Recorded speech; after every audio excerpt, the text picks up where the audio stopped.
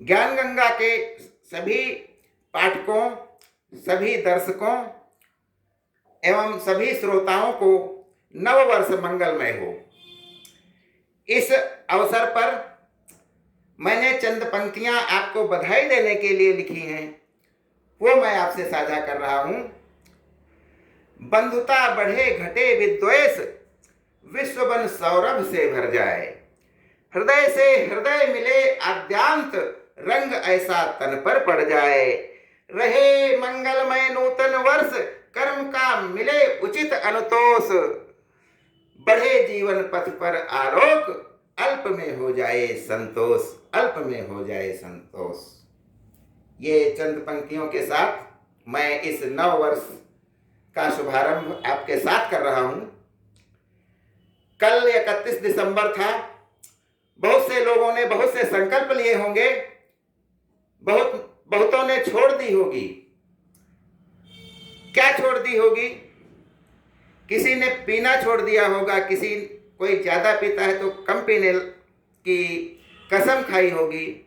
किसी ने क्रोध करना छोड़ दिया होगा, और किसी ने अन्य बुराइयां जो हैं हमारे में, उसके बारे में संकल्प लिया होगा कि हम उन्हें छोड़ देंगे। इस प्रकार से, लेकिन मैं आपसे जो साझा करना चाहता हूं और मैं आपसे जो छोड़ने के लिए कहता हूं, वो बहुत बड़ी बात है।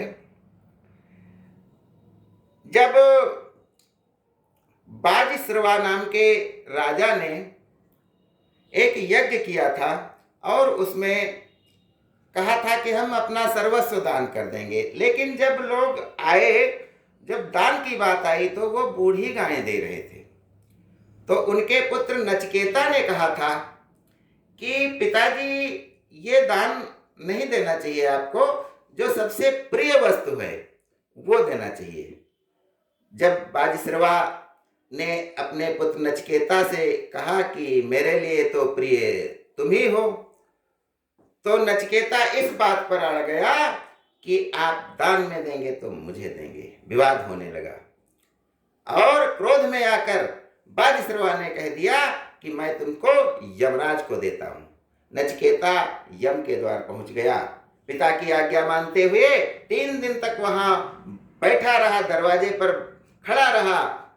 जब यमराज कई दिन बाद आए तो उन्होंने कहा कि मैं तुमसे प्रसन्न हूं और तुम कोई मुझसे वरदान मांग लो। तब नचिकेता ने कहा कि मेरे पिता का क्रोध शांत हो जाए, और जब वरदान देने के लिए कहा तो नचिकेता ने कहा कि हमें आत्मा का ज्ञान कराइए, यानी हमें आत्मदर्शन कराइए। तो यमराज ने कहा, यह गूढ़ ज्ञान है, ये मेरी भी समझ में अभी तक नहीं आया है, मैं तुमको कैसे बता सकता हूं। लेकिन नचिकेता अड़ा रहा और अंत में यमराज को उससे सब कुछ साझा करना पड़ा, आत्मा का ज्ञान देना पड़ा। 2 प्रकार की वस्तुएं होती हैं, एक श्रेय और एक प्रेय। जो हमें प्रिय लगती हैं उन्हें प्रेय कहते हैं, और जो हमें ऊंचा उठाती हैं उन्हें श्रेय कहते हैं। प्रिय लगने वाली वस्तुएं प्रायः जो है हमारे लिए अच्छी नहीं होती हैं, हमारे भविष्य के लिए नहीं अच्छी होती हैं, हमारी सामाजिक जो प्रतिष्ठा के लिए नहीं अच्छी होती हैं, इसलिए हमें उनसे दूर रहना चाहिए।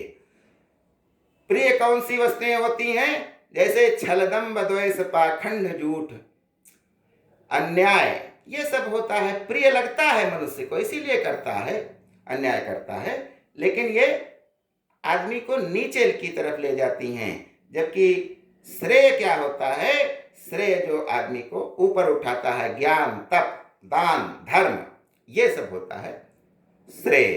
तो हमें कठोपनिषद के इस प्रसंग से सीख लेनी चाहिए, और वही वस्तुएं जो है हमें लेनी चाहिए जो हमारे लिए अच्छी हों और श्रेय के रूप में आई हों। वैसे तो हम बचपन से ही प्रतिज्ञा लेते आए हैं, वह शक्ति हमें दो दयानिधे, कर्तव्य मार्ग पर डट जाएं, पर सेवा पर उपकार में हम जगजीवन सफल बना जाएं। ये रोज लेते हैं, रोज प्रतिज्ञा करते हैं लेकिन उसका पालन नहीं करते हैं। लेकिन आज मैं आपसे कहता हूँ कि हमने जो प्रतिज्ञा ली है उसका हमें पालन करना है और अपने जो भी गुण हैं उनका हमें विकास करना है।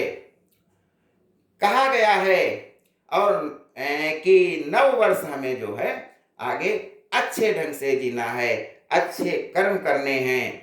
तो इस संबंध में मैं आपसे एक कविता कहना चाहता हूँ।